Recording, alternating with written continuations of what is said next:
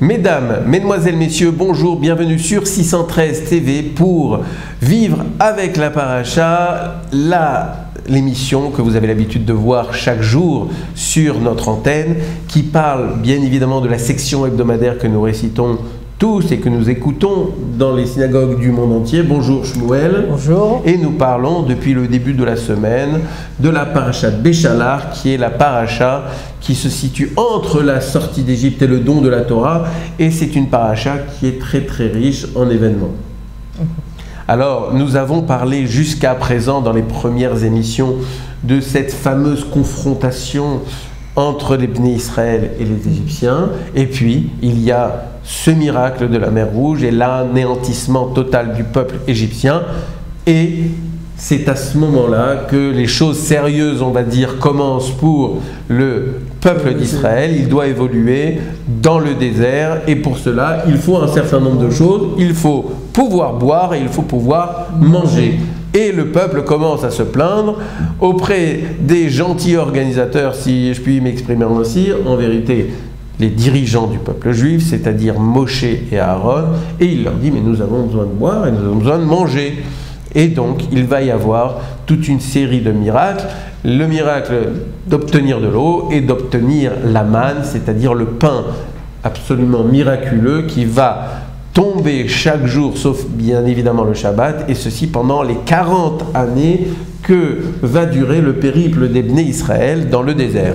Eh bien, nous allons aujourd'hui nous intéresser sur un phénomène, le phénomène qui s'est produit au moment où Akadosh Baruch Hu va demander à Moshe Rabbeinu de taper le rocher pour faire jaillir de l'eau, et nous allons parler du commentaire de Rashi au sujet de ça. Alors, avant de rentrer dans le vif du sujet, nous allons lire les versets. Shmuel, je te laisse le soin de lire les versets et de lire le commentaire de Rashi.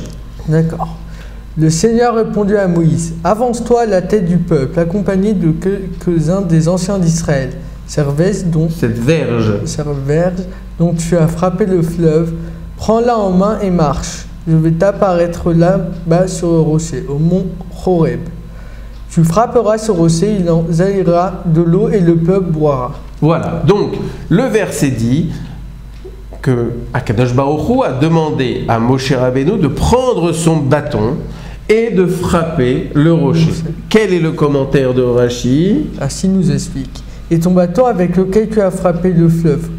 Que veut dire avec lequel tu as frappé le fleuve? Israël dit que le bâton ne servait qu'à punir, puisque c'est lui qui avait frappé les Égyptiens de plaies multiples en Égypte, comme sur la mer. C'est pourquoi il est écrit avec lequel tu as frappé le fleuve, afin qu'ils voient maintenant qu'il peut servir aussi pour eux bien. Voilà. Alors Rashi nous explique l'utilité de l'emploi de ce bâton. Jusqu'à présent, le bâton a été fait pour uniquement faire du mal aux Égyptiens. Alors, Rashi nous explique, Hachem demande maintenant à présent à Moshe Rabbeinu d'utiliser ce même bâton pour faire du bien, c'est-à-dire faire jaillir de l'eau qui va servir à abreuver l'ensemble du peuple d'Israël. Alors nous allons essayer d'expliquer ces éléments à la lumière d'un cours exceptionnel qu'a donné Rav Eman, le Rosh Yeshiva de la Yeshiva d'Épinay, au cours d'un des galas de sa Yeshiva, et je vais essayer de transmettre quelques éléments de son discours en essayant de ne pas déformer ses propos ni ses pensées. En fait, à travers ce Rashi, on nous explique quelque chose de très important.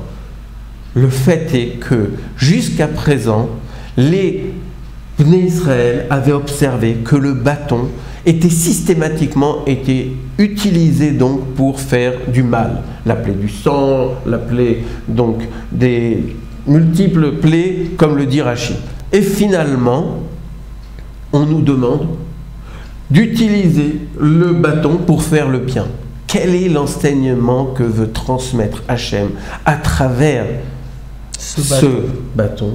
Tout simplement que si le bâton, jusqu'à présent, pouvait faire du malheur, eh bien, il peut aussi faire du bonheur. Et s'il peut faire non seulement du malheur, mais aussi du bonheur, ça veut dire que finalement, le bâton ne peut rien faire du tout. Et ça veut dire quoi? Ça veut dire que le bâton n'est possesseur d'aucun pouvoir. Ça n'est pas le bâton qui va permettre d'obtenir du bonheur, ni le bâton qui va permettre d'obtenir le malheur. Donc c'est peut-être cela qu'on vient apprendre de cela, que c'est pas le bâton qui vient faire tous ces miracles. C'est bien Hachem qui vient nous faire...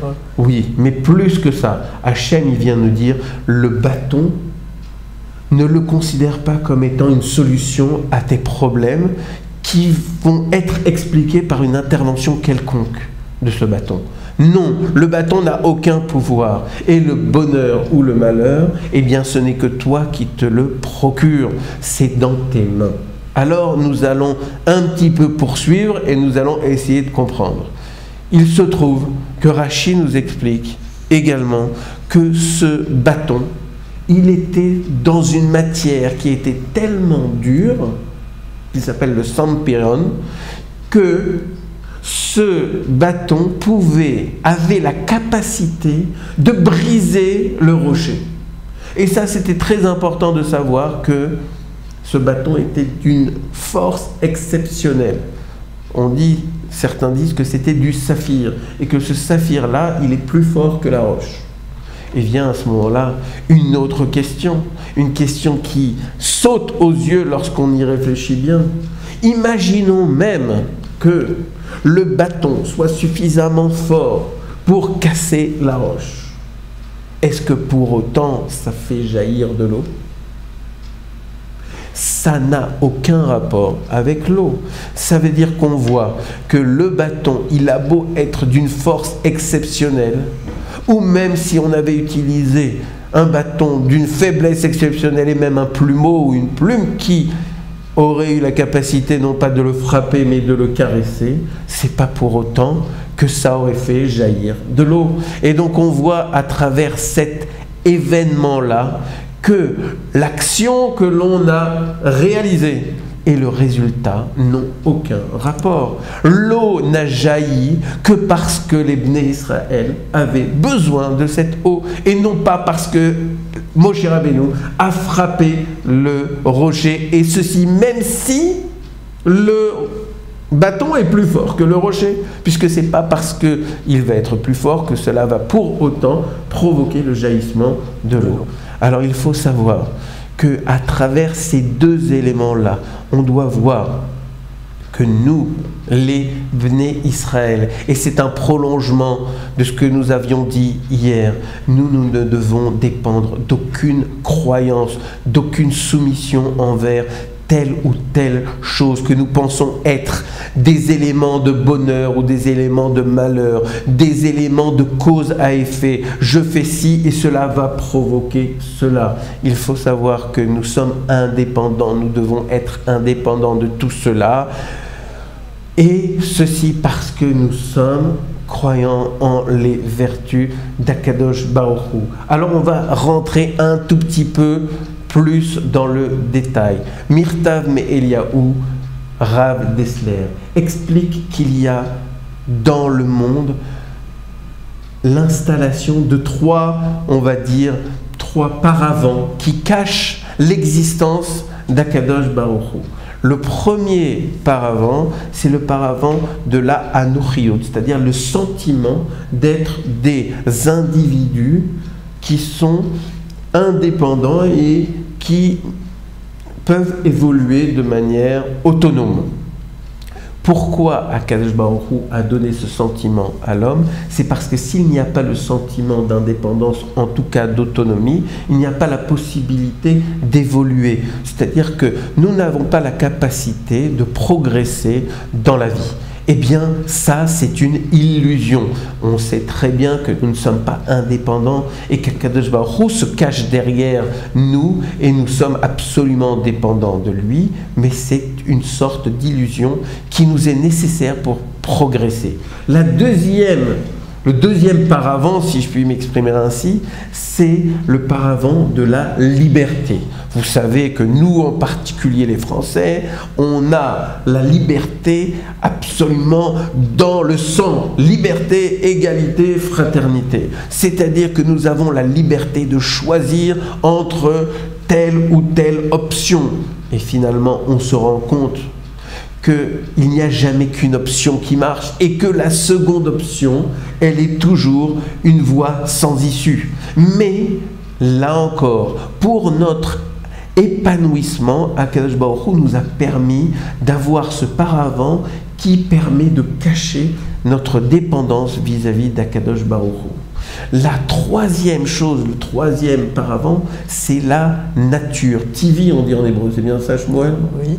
Eh bien, on a l'impression, quand on voit la nature, le monde, que tout fonctionne de manière harmonieuse, mais sans aucune intervention extérieure. On sait en fait, nous, bien évidemment, chers téléspectateurs, que tout est un miracle et que tout est dirigé par Akadosh Baruch Hu. Eh bien, en fait, on sait que ces trois paravents nous permettent de grandir et d'évoluer. Mais il ne faut jamais